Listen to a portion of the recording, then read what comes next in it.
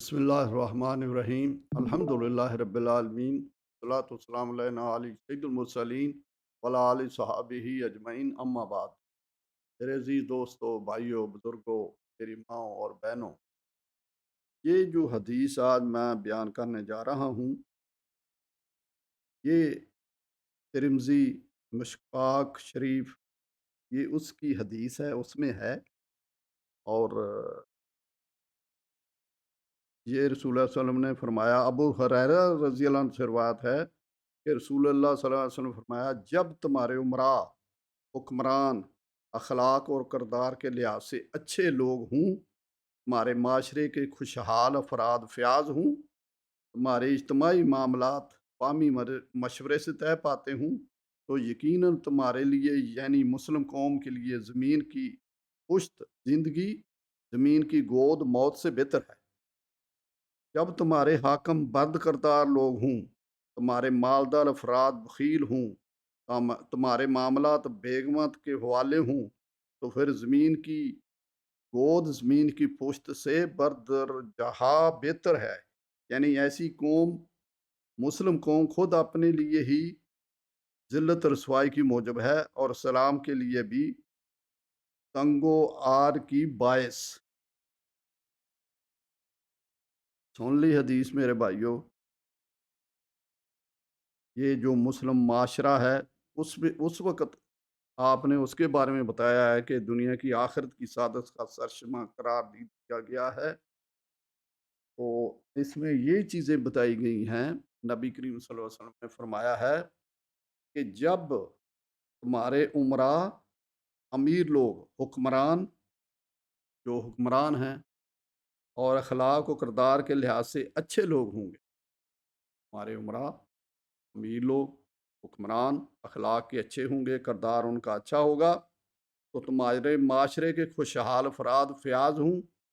جو تمہارے معاشرے میں خوشحال لوگ ہیں، وہ سخی ہوں، لوگوں کو، مطلب غریبوں لوگوں کو، دوسروں کا خیال رکھتے ہیں، فیاض ہیں یعنی سخی ہیں، اچھی طرح وہ لوگوں کو دل کھول کے مدد کرتے ہیں ہوں، تمہاری اجتماعی معاملات باہمی مشورے سے طے پاتے ہوں، اور تم اپنے جو معاملات تھا مل کے بیٹھ کے مشورے سے حل کرتے ہوں گے، تو یقیناً تمہارے لیے یعنی مسلم قوم کے لیے زمین کی پشت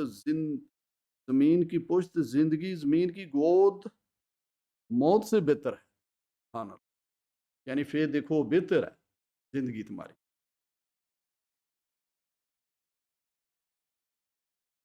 اور جب تمہارے حاکم بد کردار ہوں، لوگ ہوں، تمہارے مالدار افراد بخیل ہوں، تمہارے معاملات بیگمات کے حوالے سے ہوں، یہ بھی دیکھ لو، اب تمہارے جو امراء ہے، امیر لوگ ہیں، حکمران ہیں، وہ بد کردار ہوں گے، برے کردار ہوں گے، مالدار جو ہیں تمہارے بخیل کنجوس ہوں گے، کسی کو پیسہ نہیں دیں گے، بچہ کا آدمی بھوکا مار رہا ہو، اپنا بہن بھائی بھی تانگ ہے تو کسی کو پیسہ نہ دے، تو تمہارے معاملات بیگمات کے حوالے سے ہوں، اور جب اپنے معاملات تم بیگموں کے مشورے سے کرو گے تو پھر سمجھو سارا کچھ ہی گیا۔ پھر آپ نے کیا فرمایا، جب بیگمات کے حوالے سے ہوں تو پھر زمین کی گود، زمین کی پشت سے برد جاہ بہتر ہے۔ یعنی ایسی مسلم قوم خود اپنے لیے ہی ذلت و رسوائی کی موجب ہے، وہ خود ہی جڑی قوم ہے نا، وہ خود ہی رسوائی ہو جائے گی اگر تین چیزاں ہونا چاہو گے۔ پہلیاں تین چیزاں دا دسیا نا کہ امراء، حکمران اچھے ہوں گے، مالدار سخی ہوں گے، تو سارا کچھ ہی بہتر ہے۔ اگر تمہارے جو امراء، حکمران بد کردار ہوں گے، امراء جو ہیں، جو امیر لوگ ہیں، وہ بخیل ہوں گے، کنجوس ہوں گے، اور مشورے جو ہے بیگموں کے ذریعے ہوں گے گھروں میں، تو یہ قوم خود ہی مٹ جائے گی، معاشرہ خود ہی مٹ جائے اور رسوائی کا واجب ہے۔ میرے عزیز دوستو، یہ ہمارے نبی کی پیاری باتیں ہیں، اگر ہم ان پر عمل کرتے، آج اس وقت تک پہنچ چکے ہیں کہ ہر گھر پریشان ہے، گھر میں نماز نہیں پڑھی جاتی، نہ ماں باپ حکم دیتے ہیں، نہ ماں باپ خود نماز پڑھتے ہیں، نہ بچیوں کو، بیٹیوں کو تعلیم دیتے ہیں دینی، کہ باہر بیٹا ایسے ہی نکلنا، پینٹ نہیں پہننی، خون نہیں پہن، اچھے کپڑے پہننے، پردہ کرنا، بیوی کو سکھانا، یہ مرد کا کام ہے سارا۔ مرد جو ہوتا ہے گھر کا سربراہ ہوتا ہے۔ اگر گھر کا مرد اچھا ہوگا تو سارا گھر اچھا ہوگا۔ یہ ضروری ہے چیزیں میرے بھائیو۔ دیکھو نا، عورتوں نے مشورہ کرنا جڑا نا، دیکھو عورت کے ساتھ مشورہ کرنا، انہوں نے کہا جب بیگمات کے حوالے ہو جائیں گے، ان سے مشورے کیے جائیں گے تو قوم رسوا ہو جائے گی۔ ادھر عورتیں جو حکمرانی کی طرف گھوم رہی ہیں کہ ہم کو حکمران بناؤ۔ ہاں؟ میرے دوستو بھائیو، عورت کا تو آواز میں پردہ ہے، اس کی آواز باہر کے غیر مرد نہ سن۔ یہ غیر محرموں کے ساتھ باہر عورتیں گھوم رہی ہیں۔ سیاست میں دیکھو کدھر ہے ان کے ماں باپ، بھائی کدھر ہیں ان کے؟ وہ مسلمان نہیں ہیں۔ میرے دوستو، یہ ساری چیزیں ہر گھر کا فرد ہے جو ہوتا ہے، باپ ہوتا ہے، اس کا فرض ہے اپنی اولاد کو، اپنی بیوی کو سارے یہ دینی باتیں سکھانا۔ سمجھتے ہو؟ آج طالبان آئے نا اسلامی قانون لے کے، پوری دنیا ڈر رہی۔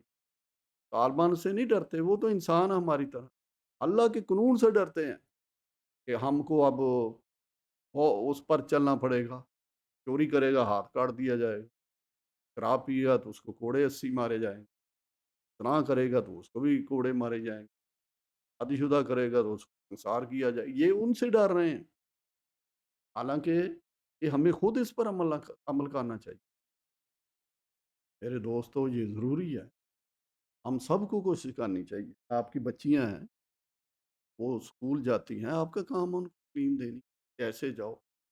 وہ ایجوکیشن نہیں ہونی چاہیے اپنے ملک، اسلامی ملک ہے، غیر محرم کے ساتھ اور سے بات نہیں کرنی چاہیے، نہ مرد کو کرنی چاہیے نہ عورت کو کرنی چاہیے۔ غیر مرد کو ہاتھ لگا دے نا بندہ، تو حدیث شریف میں ہے کہ وہ ایسے ہے جیسے کہ اس کے کر میں، اس کے سر میں کی ٹھوک دیا جاتا ہے۔ آج کل عورتیں لیڈی سلون میں کم جاتی، مردوں کے سلون میں جاتی، ادھر کس کی میں بات کروں؟ یہ اسلام نے ہر چیز سے روکا۔ یہ باپ کا کام ہے گھر والے کا، اپنے کو بچاؤ۔ وہ ہے نا قرآن پاک میں آیا تھا، یا ایھا الذین آمنوا قوا انفسکم واہلکم نارا، اے ایمان والو اپنے آپ کو اور گھر والوں کو آگ سے بچاؤ۔ وہ آگ سے تو وہی بچائے گا نا جو خود بچے گا، اپنے اولاد کو بھی بچائے گا آگ سے۔ یہ ایمان والوں کو اللہ نے کہا، جو مسلمان ہیں ان کو بولا۔ میرے دوستو، ان سب چیزوں کا ایک ہی حل ہے، سارے پاکستان کے مسلمان اٹھ کھڑے ہوں اور اسلامی قانون کے لیے، اسلامی شرع کے لیے آواز اٹھاؤ۔ کل کو اللہ کے سامنے کھڑے ہونا ہے، تمہارے پر بھی اتنا ہی فرض ہے جتنے میرے پر فرض۔ تو مل کے سارے اس کا اسلامی قانون لاؤ۔ طالبان بھی تو لے ہی آئے نا 40 سال کے بعد، اتنی جنگ لڑی۔ آپ بھی کوشش کرو، پاکستان کے جتنے علماء ہیں، سارے آدمی علماء نہیں نا، جو علماء ہو اس پر آؤ، تاکہ ہم اللہ کے سامنے کال کو کھڑے ہیں، شرمندہ نہ ہو۔ تو میرے بھائیوں، سارے مسلمان بھائیوں کو اس پر عمل کرنا چاہیے۔ مجھے بھی اور آپ کو بھی اللہ تعالیٰ پر عمل کرنے کی عطا فرمائے۔ آمین ثم آمین۔ وآخر دعوانا الحمدللہ رب العالمین، صلاۃ والسلام علی سید المرسلین وعلی آلہ وصحبہ اجمعین۔